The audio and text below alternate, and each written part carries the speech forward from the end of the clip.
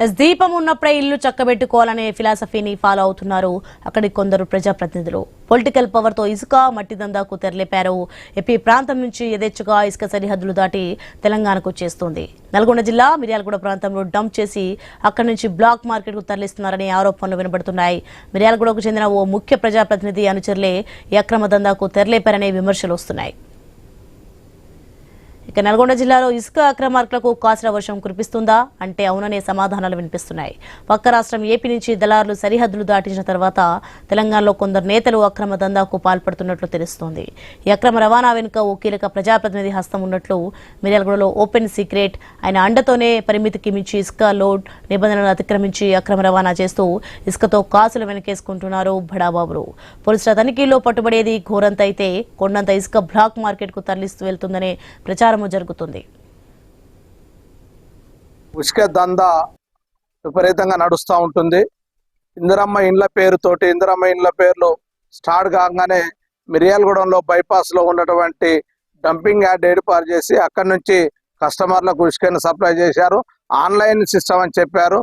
Online system గానే నడుస్తూ ఇక్కడ ఉన్నటువంటి ఇసుకని దందా చేసుకునే వారికి సొమ్ముగా చూపిస్తున్నది గవర్నమెంట్ అనేది ప్రజలు వ్యతిరేకిస్తా ఉన్నారు. ఆంధ్ర ప్రాంతం నుండి రోజుకు వందల లారీలు వస్తూ ఉన్నాయి.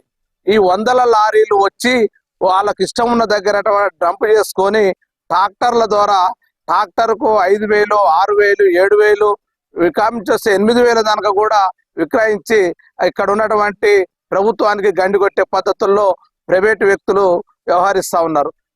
ఇసుక దందా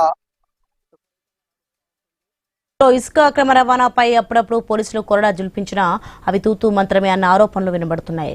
రాజకీయ ఒత్తిళ్లతో నిఘా నీరు గారిపోతుందనే విమర్శలు వ్యక్తమవుతున్నాయి. అక్రమ ఇసుక దందాను అరికట్టడంలో పోలీస్, రెవెన్యూ, మైనింగ్ అధికారులు విఫలమవుతున్నారని తెలిసింది. ఒక్కో లారీలో 30 టన్నులకు మాత్రమే అనుమతి ఉండగా 50 నుంచి 60 టన్నుల లోడ్ చేసినా అడిగే నాదుడు లేడు. మిర్యాలగూడ ప్రాంతంలో ఇసుక డంప్ చేయడం, అక్కడి నుంచి స్లాట్ బుక్ చేయకుండా బ్లాక్ లో అమ్ముకోవడం కామన్ అయిపోయింది. ఇంత జరుగుతున్న ఆ విషయం సంబంధిత అధికారులకు తెలియందా అంటే ఇందాకే చెప్పాం కదా, మాఫియా చేతిలో పొలిటికల్ పవర్ ఉందని. అందుకే చర్యల గురించి ఎంత తక్కువ మాట్లాడుకుంటే అంత మంచిది. జరుగుతున్నటువంటి కాలక్రమేణంలో చాలా మంది నిరుపేదలు ఇల్లు లేనిటువంటి వారందరూ ఇల్లు కట్టుకోవడం కోసం పూర్తి స్థాయిలో ఇక్కడ గృహ నిర్మాణానికి ప్రథమ అవసరమైనటువంటి వస్తువులలో ఇసుక యొక్క ప్రధాన ప్రాముఖ్యత పాటిస్తున్నటువంటి సందర్భంలో ఇక్కడ తెలంగాణ రాష్ట్రంలో ఉన్నటువంటి కొన్ని ప్రాంతాలకు సంబంధించినటువంటి గవర్నమెంట్ డంపింగ్ యార్డ్లను ఏర్పాటు చేసి ఇసుక కొరతను తీర్చడం కోసం సామాన్య ప్రజలకు అందుబాటులోకి తీసుకొచ్చినటువంటి పరిస్థితులు ఉన్న క్రమంలో ఈ యొక్క ఇసుకను పూర్తి స్థాయిలో సామాన్య ప్రజలకి అందుబాటులో తెచ్చినని చెప్తూనే ఇతరాతర పొరుగు రాష్ట్రాలకు సంబంధించినటువంటి వ్యక్తులు పూర్తి స్థాయిలో రాత్రి టైమింగ్లలో కొంత ఇసుకని ఇక్కడ తరలించి ప్రైవేట్ గా బ్లాక్ దందాలో ఈ యొక్క ఇసుకను అక్రమంగా అధిక రేట్లకు విక్రయిస్తూ ఈ యొక్క సామాన్య ప్రజల యొక్క నడ్డి విరుస్తున్నటువంటి పరిస్థితి కనపడతా ఉంది. ఇక అక్రమ ఇసుక రవాణా చేసే చర్యలు తప్పవని హెచ్చరిస్తున్నారు మిర్యాలగూడ డీఎస్పీ రాజశేఖర్ రాజు.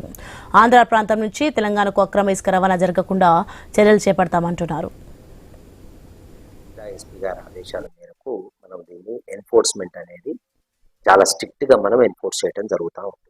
సో శాండ్ పాలసీ ప్రకారము, తర్వాత ఈ ఉన్నటువంటి ప్రస్తుతం ఉన్నటువంటి చట్టాల ప్రకారము first offence, second offence, third offence గా వీటిని డివైడ్ చేయడం జరిగింది. మొదటి 2 అఫెన్స్లకి వీటిని లోకల్లో మనం కేసు నమోదు చేసిన తర్వాత ఖచ్చితంగా ఏ వెహికల్ దొరికినా దాని మీద ఎఫ్ఐఆర్ అనేది డెఫినెట్గా అవుతుంది. అయిన తర్వాత వాటిని తహసీల్దార్కి రాయటం కానివ్వండి, లేదు అంటే మైనింగ్ వాళ్ళకి రాయటం కానీ జరుగుతుంది.